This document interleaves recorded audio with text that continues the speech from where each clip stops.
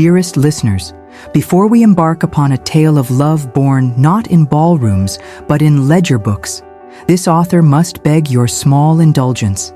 If these chronicles bring you joy, do grace this humble storyteller with your likes. Subscribe so that future tales may always find you, and leave your thoughts below. This author is most curious to learn from which corner of our vast world you listen. Now then, with such pleasantries attended to, let us begin. Our story commences, as all the most unexpected romances do, not with beauty meeting beauty, but with prejudice meeting its match. Society, that great arbiter of worth, had long ago decided that Miss Margaret Hartley, Meg to those brave enough to claim friendship, was precisely what a young lady ought not to be. But worry not, gentle listeners, for this author has witnessed enough seasons to know that society's judgments are often as substantial as morning mist. Miss Margaret Hartley, dearest listeners, was what the Ton delicately termed substantial. At 24, she had endured 3 London seasons, each more humiliating than the last. This author recalls with perfect clarity the Pembridge Ball of 1809, where young Lord Pembridge actually laughed, when his mother suggested he dance with her. The sound echoed across the ballroom like a death knell for poor Meg's social prospects. Her father, Mr. Josiah Hartley, was that peculiar breed of man, a merchant so successful that society could not entirely ignore him, yet not quite successful enough to make them forget his trade connections. He dealt in fabrics, the finest silks from China, muslins from India, wools from Scotland. Half the Ton wore his imports while pretending not to know his name. Such delicious hypocrisy, gentle listeners. This author observed Meg often during those painful seasons. She possessed the most unfortunate combination of attributes for a young lady of her time: a sharp mind, a fuller figure, and a fortune just large enough to attract fortune hunters, but not large enough to overcome prejudice. Her face, and one must be honest here, was rather lovely. Clear gray eyes that sparkled with intelligence, skin like Devon cream, and a smile that, when genuine, could light up even the dreariest assembly room. But society, in its infinite wisdom, had decided that such features were wasted on her figure. The cruelty, dearest listeners, was casual and constant. This author once overheard the venomous Lady Worthington declare that it was such a pity, such a pretty face on such an unfortunate form, if only the girl would show some restraint at the dinner table. Meg had developed a way of moving through ballrooms that this author can only describe as apologetic, as if she were perpetually begging pardon for the space she occupied. She dressed in dark colors on her mother's insistence, those shades deemed slimming, and spent most balls seated with the wallflowers and widows, pretending to enjoy watching others dance. But here is what society failed to notice, what this author discovered through careful observation. Miss Hartley possessed a mind for numbers that would humble a Cambridge mathematician. While other young ladies practiced their pianoforte, Meg balanced her father's ledgers. While they painted watercolors, she calculated import duties and profit margins.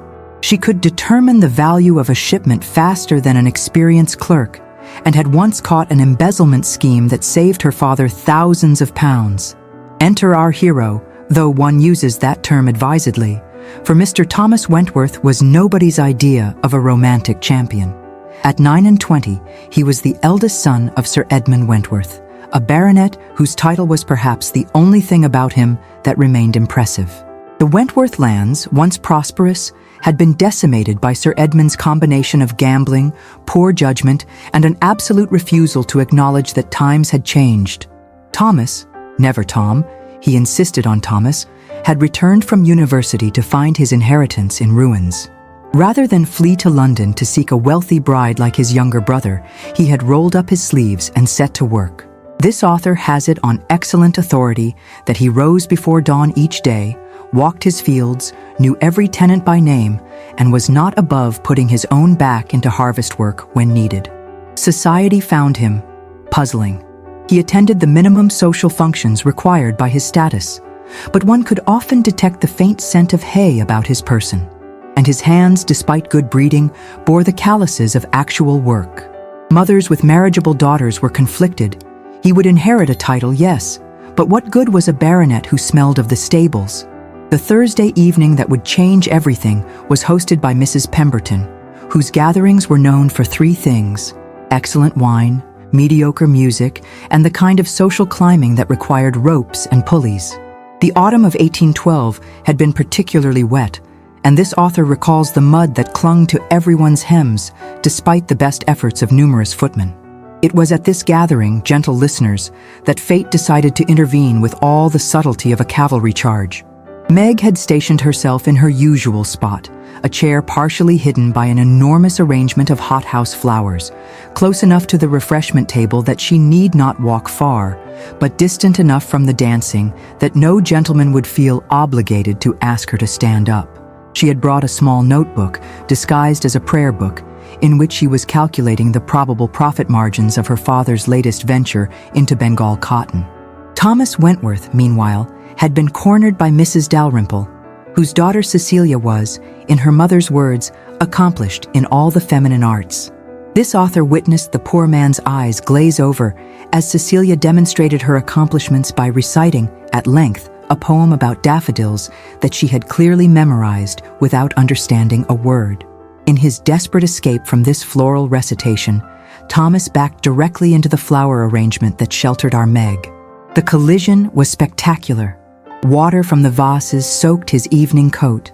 Lilies attached themselves to his hair, and Meg's notebook, with all its damning calculations, flew from her hands and landed, pages spread, at the feet of the astounded Mrs. Dalrymple. The lady's exclamation of horror upon discovering the notebook contained mathematical sums rather than poetry drew the attention of the entire room. This author must confess to holding her breath as Meg's face turned the precise shade of the peonies now decorating Mr. Wentworth's shoulders. Here was social death, laid out in neat columns of figures. But then, oh dearest listeners, then something extraordinary occurred. Thomas Wentworth bent down, retrieved the notebook, and studied it with an intensity that transformed his pleasant but unremarkable features into something altogether different. His eyes, brown and previously noted only for their tendency to look longingly toward exits, lit up with genuine interest. He recognized the calculations as import duties on Bengal cotton, noting with surprise that she had already factored in the new tariffs announced only the week prior. When he inquired how she could possibly know of such recent developments, Meg managed to stammer that she had her sources through her father's business. The revelation that her father owned Hartley Textiles brought recognition to Thomas's face, and his next observation that surely her father employed clerks for such work drew from Meg the admission that clerks made mistakes. She had, just last month, caught an error that would have cost them £300. The awe in Thomas's voice when he repeated the sum was unmistakable, and thus began a most unusual conversation. Standing amidst lily petals and scandal, surrounded by horrified matrons and tittering debutantes, Mr. Thomas Wentworth and Miss Margaret Hartley discussed import duties, profit margins, and the effect of weather on wool prices. This author must report that Mrs. Dalrymple looked positively apoplectic. Cecilia had been forgotten entirely, left holding her daffodil poem like a shield against the horror of watching her intended quarry become fascinated by the merchant's fat daughter. The conversation revealed that both had noticed the peculiar fact that Scottish wool commanded a 15% premium over Irish, despite negligible quality difference. Thomas confessed his frustration that his estates produced excellent wool, but buyers insisted on Scottish provenance. He had been contemplating whether it might be worth shipping fleeces to Scotland simply to ship them back with Scottish papers, a practice Meg immediately identified as fraud, then blushed at her boldness. Thomas's grim response that the difference between fraud and business these days seemed mainly a matter of who was defining the terms drew from Meg a look of understanding that this author found most telling. What escaped the rest of the assembled company, but not this author's keen eye, was the way Mr. Wentworth looked at Miss Hartley. It was not the polite, unfocused gaze of social interaction, nor the calculating assessment of a fortune hunter. It was the look of a man who had been searching for something without knowing what it was, only to suddenly find it in the most unexpected place. Over the following weeks, dearest listeners, this author observed a most peculiar courtship. though neither party would have called it such. Mr. Wentworth began appearing at Hartley Textiles with remarkable frequency, always claiming business with Mr. Hartley. That gentleman, shrewd enough to recognize opportunity when it knocked, would conveniently be called away on urgent matters, leaving his daughter to assist Mr. Wentworth with his inquiries. Their consultations, this author learned from a well-placed parlor-maid, were unlike any courtship the girl had ever witnessed. Instead of pretty compliments and poetry, there were discussions of crop rotation and compound interest. Instead of flowers, Thomas brought farming almanacs. Instead of sheet music, Meg presented carefully drafted financial projections for estate improvements. Society, naturally, was baffled and appalled in equal measure. Lady Pemberton whispered at her next gathering about the Wentworth heir visiting the merchant's house in broad daylight repeatedly. Mrs. Worthington replied with that particularly vicious sympathy that was her specialty, suggesting the poor man must be desperate, that the estates must be in worse condition than thought if he was reduced to begging loans from trade. But this author knew better. This author had seen Thomas's face when Meg explained a particularly clever accounting method that would save his estate £50 per annum. It was the face of a man not begging, but discovering treasure. The first real test came at the Michaelmas Fair. Thomas had a booth selling wool from his estates, and Meg, there with her father to assess potential suppliers, stopped to examine his samples. This author positioned herself strategically behind a display of preserves to observe. Meg informed him without preamble that his wool was underpriced. When Thomas explained his need for quick sales to support the estates, she countered that he needed sustainable income, not quick sales. Her suggestion to price it 15% higher and market it as heritage wool from ancient pastures to London merchants who supplied the nobility, they would pay for the story as much as the wool, drew from Thomas an exclamation of admiration for her brilliance. Their meetings continued, but always under the guise of business. When they encountered each other at social gatherings, they would speak of practical matters while the ton watched in horrified fascination. This author once witnessed them spend an entire waltz interval. He didn't ask her to dance, of course, that would have been too much, discussing the relative merits of different fertilizers. Lady Dalrymple proclaimed it unnatural for a young man and woman to discuss manure. But here's what the gossips missed, what this author's keen eye detected: the way Thomas's hand would hover near Meg's when they both reached for the same ledger. The way Meg's face would light up when she saw him enter a room, then quickly dim as she remembered her place. The way Thomas would unconsciously lean toward her when she spoke, as if drawn by magnetism. The moment of truth, gentle listeners, came in November, during an unseasonably cold snap that had everyone worried about their winter stores. Thomas had been struggling with a crucial decision about his estates, whether to sell a parcel of land to cover immediate debts or attempt to hold out for a better harvest next year. He appeared at Hartley Textiles on a Thursday afternoon, looking haggard. This author's sources report that Mr. Hartley, with unusual perception, took one look at the young man and declared he had urgent business at his club. Meg and Thomas were left alone in the office, with only a deaf elderly clerk in the outer room for propriety. The late afternoon sun slanted through the windows, illuminating dust motes and the worry lines around Thomas's eyes. For 3 hours, they worked side by side. Meg's quick mind dove through his accounts like a seal through water, finding patterns and possibilities Thomas had missed. She discovered an old lease that could be renegotiated, identified unnecessary expenses that could be cut, and created a financial plan that would save the estates without selling land. When Thomas expressed his wonderment that her plan could actually work, he used her Christian name for the first time, Meg. This author has it on good authority that her hands trembled as she set down her pen. She tried for brightness in her response about mathematics never lying, but achieved something closer to breathlessness. Thomas's soft agreement carried weight beyond the words, for he was no longer looking at the papers but at her. The moment stretched between them, taut as a violin string. This author learned from the parlor maid, who had it from the clerk's assistant, who happened to be passing by the window, that Thomas actually reached for Meg's hand. Their fingers were perhaps an inch apart when the door burst open. Mrs. Hartley entered in a whirlwind of silk and social ambition, followed by, heaven preserve us, Mrs. Dalrymple and Cecilia. The announcement of their arrival for tea carried the kind of desperate cheer that suggested this was not Mrs. Hartley's idea. The spell was broken. Thomas withdrew his hand, Meg busied herself with papers, and tea was served with a side of excruciating awkwardness. Mrs.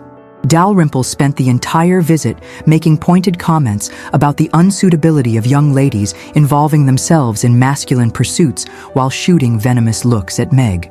This author noticed something Mrs. Dalrymple did not: the way Thomas's jaw tightened with each insult, the way his hands clenched when Mrs. Dalrymple suggested that some people should know their place. A storm was building behind those brown eyes, though it would not break for some weeks yet. The catastrophe, when it came, was both public and devastating.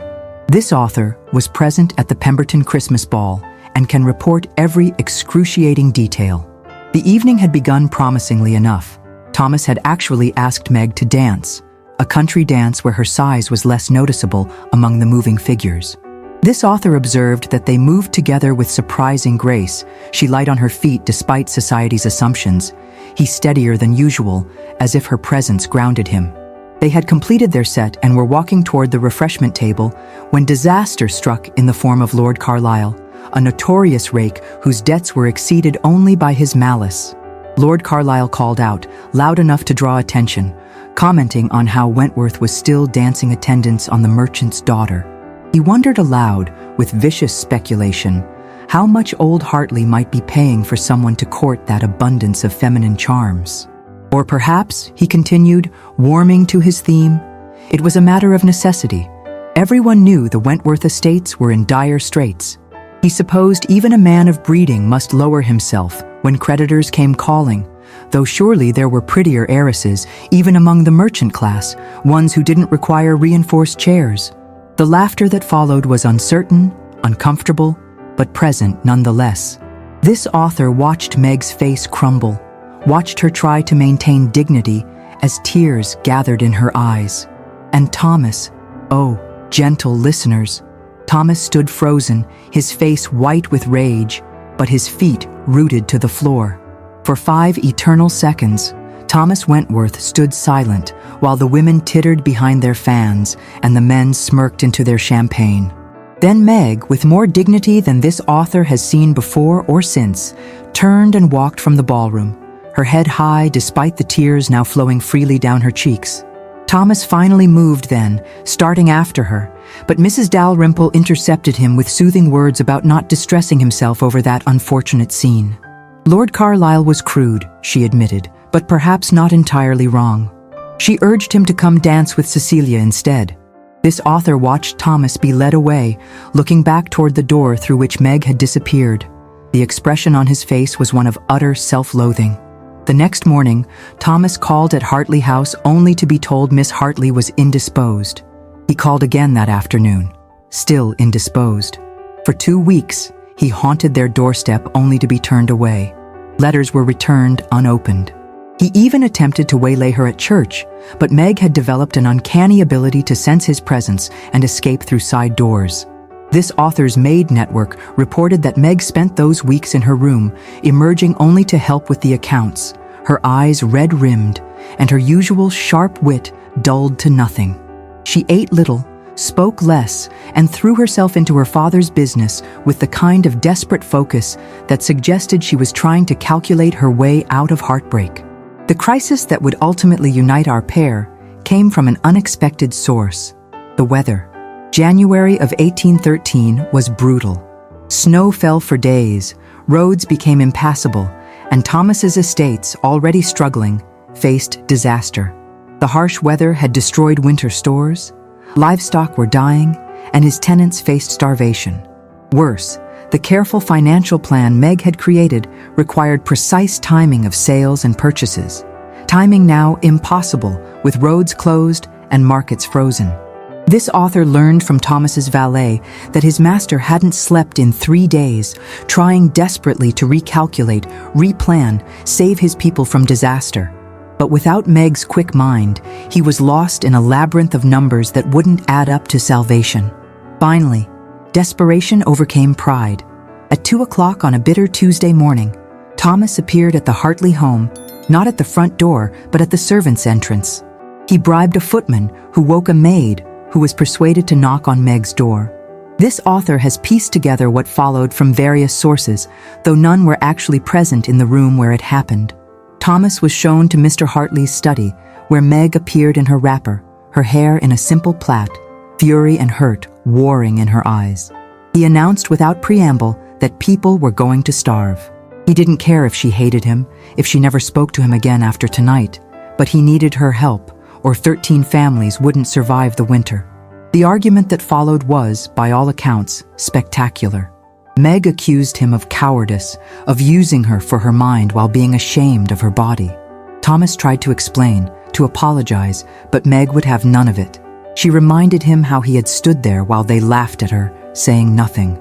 Thomas admitted his cowardice, his terror. When she demanded to know what he had been terrified of, being associated with the fat merchant's daughter, he finally burst out with the truth. He had been terrified of them seeing how much he loved her. The words, once spoken, could not be taken back.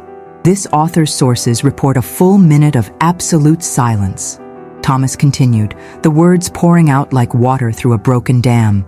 He had loved her since she told him about the Scottish wool, since she saved his estates with 3 hours of calculations. He had loved her through every meeting, every letter, every moment. When Carlyle had said those vile things, he froze because he knew if he started defending her, he wouldn't stop. He would have declared himself there in front of everyone, and she deserved better than a proposal born of rage in a ballroom. Meg countered that she deserved better than silence while being mocked, and Thomas agreed simply. She deserved everything. A man who would fight dragons for her, not a tongue-tied fool who freezes when it matters most. But his tenants didn't deserve to starve for his failings. He begged her to help them, if not him. They worked through the night. This author learned that Meg's brilliant solution involved converting part of the estate to growing turnips. Unglamorous, but hardy enough to survive the weather and nutritious enough to keep the tenants fed. She found buyers for future wool at premium prices, negotiated credit from suppliers, and created a financial framework that would see them through. As dawn broke, the work was done. The estates would survive. Thomas thanked her quietly and prepared to leave her in peace. He was at the door when Meg called him a coward once more. When he turned back, resigned, agreeing with her assessment, she continued. He was her coward, but only if he was brave enough to claim her publicly, all of her, in front of everyone who had laughed. The opportunity came at the Frost Fair 3 days later. The Thames had frozen solid, and all of society had ventured onto the ice for the novelty. Booths sold hot chestnuts and mulled wine, children skated past in laughing groups, and the ton promenaded in their finest furs, pretending the cold didn't affect them. This author was purchasing a rather delightful pamphlet of scandal when a commotion drew everyone's attention. Thomas Wentworth had climbed onto a makeshift platform where a puppet show had just concluded. He announced to the gathered crowd that he had something to say. 2 weeks ago, Lord Carlyle had said something unforgivable about a lady of his acquaintance. He had failed to respond then, a failing he would regret for the rest of his life. He would respond now. Looking directly at Carlyle, who had just arrived with his usual coterie of sycophants, Thomas declared clearly that the man had insulted Miss Margaret Hartley, a woman whose intelligence had saved his estates, whose kindness had improved the lives of 13 tenant families, and whose company he valued above all the empty-headed beauty in London. Carlyle had mocked her figure while his own character was so twisted that no amount of tailoring could hide its deformity. The crowd gasped. This author nearly dropped her pamphlet. Thomas continued, now addressing the assembled ton. He declared himself sick to death of the hypocrisy before him. Half of them wore fabric supplied by Hartley Textiles while sneering at the family that provided it. They mocked Miss Hartley's size while stuffing themselves at every opportunity. They called her common while displaying manners that would shame a farmhand.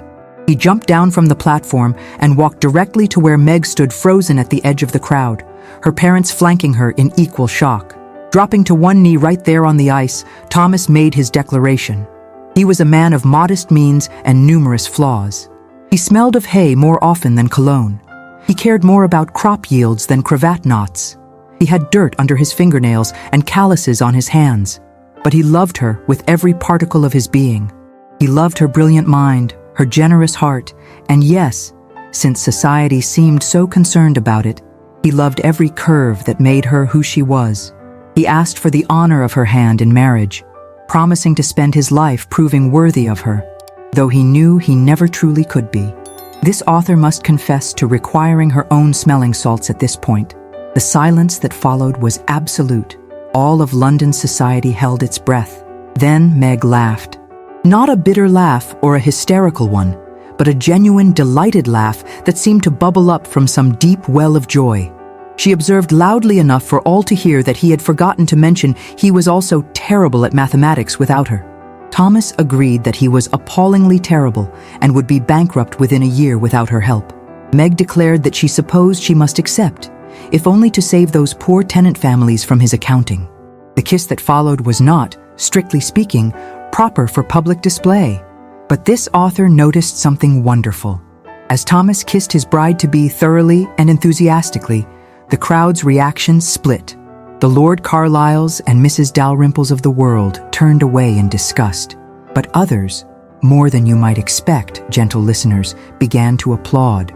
Old Lord Pemberton called out that it was about time someone showed those young pups what real devotion looked like.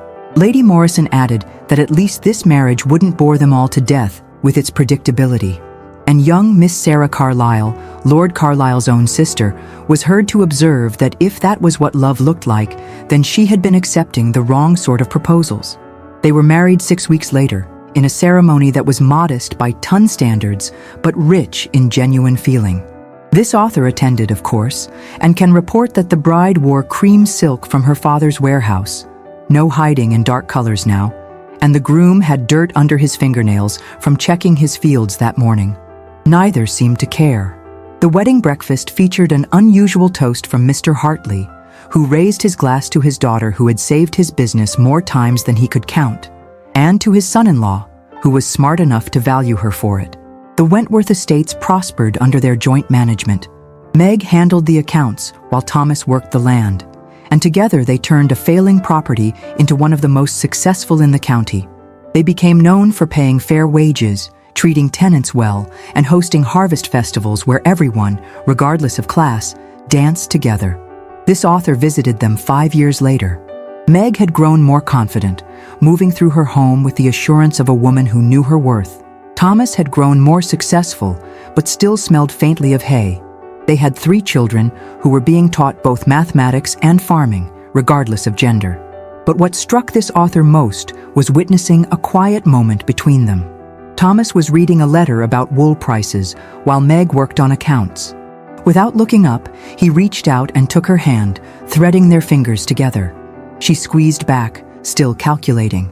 It was the casual intimacy of a couple who had found their perfect match, not in beauty or rank, but in partnership. Thomas mentioned to this author over tea that he had once thought he needed to marry for money or beauty or connections, but thanked God he was smart enough to marry for brilliance instead. Meg added with a smile that he had also married someone who could teach him that revenue and profit were not the same thing. Thomas agreed, lifting her hand to kiss it, that this was especially true. And so, dearest listeners, we reach the end of our tale. A story that proves love can bloom in ledger books as easily as in ballrooms, that true partnership matters more than perfect figures, and that sometimes the best revenge against society's cruelty is to succeed despite it. This author withdraws now, leaving you with this thought: the tongue judges by appearances, but the heart judges by truth. And truth, gentle listeners, will always find its way to the surface, just as cream rises despite the weight above it. Until our next encounter, remember that the greatest scandals often lead to the greatest happiness. And perhaps, just perhaps, the next time you see someone dismissed for their appearance, you might look closer at their substance. You never know when you might be overlooking your own perfect match. Your devoted chronicler, Lady Ravenswood.